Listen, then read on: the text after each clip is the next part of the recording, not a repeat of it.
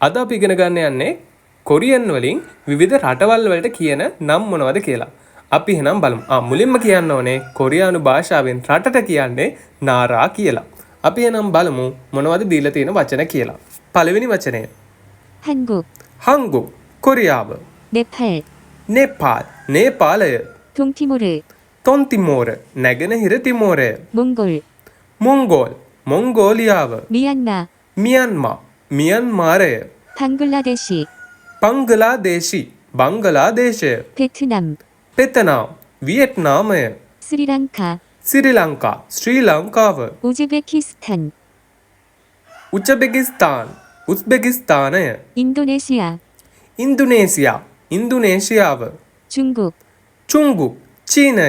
캄보디아, කම්බෝදියා කාම්බෝජය. 키르기스스탄, කිරකිසිස්තාන් කසකස්ථානය. 태국, තෙගුක් තායිලන්තය. 파키스탄, Pakistan පකිස්ථානය. 필리핀, පිලිපීන් පිලිපීනය.